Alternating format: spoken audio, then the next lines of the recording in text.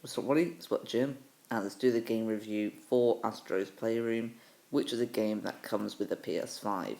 Let me know if you play the game in the comment section below with no spoilers.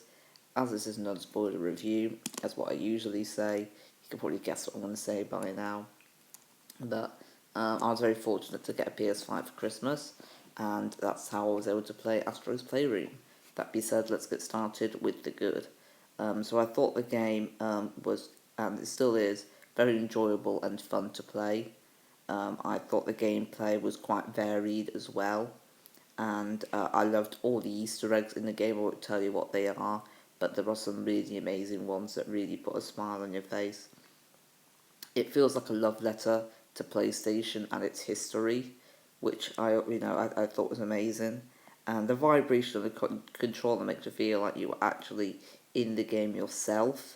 And it feels very different depending on what surface in the game you are on. Um, the fact that my dad did about half of it, it was a game that we both did together, and it was nice. That was a game we both did together. I felt like I've been doing a lot of video games without him lately, and it was nice to finally just do one together.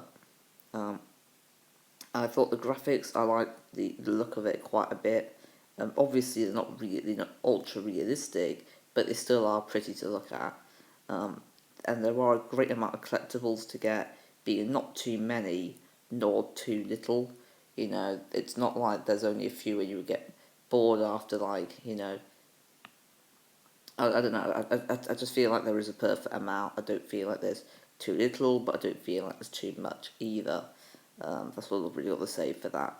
But now let's move on to the bad. So I thought the levels that my dad did were too difficult for me to do, and that's more than half of the levels. So to me, it's quite a big issue that there's half of the levels I don't think I'll ever go to ever again because I find them really hard. And it also mentioned that there are speedrun levels in the game. That's quite good to see. So there is more replayability with that. And the game is a little bit too short. I would have liked it to be a little bit longer, but it's not much of an issue because it's just a free game that comes with a PS5.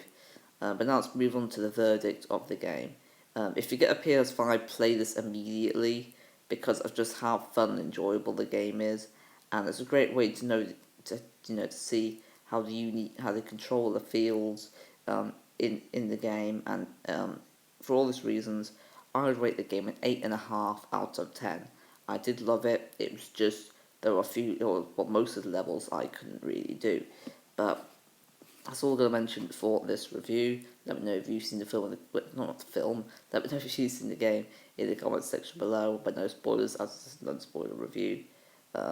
Yeah, so let me know if you played the game and let me know what you think of it.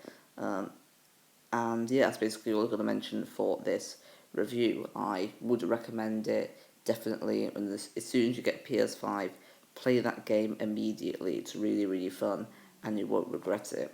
It will probably take you a few hours to do it. I think we really took our time. It took us about 5 days to do, so it probably took us about, I don't know, 5 hours just over, but it's a game that you can get done very quickly. I might actually watch it, speed when they're doing the game as well, see how quick they do it, and they'll probably get it done in like 5 minutes, but that's all I'm going to mention for this video. Thank you for watching. Don't forget to leave a like, subscribe, and comment, and I'll see you guys on Tuesday for a movie review. And until then, ciao.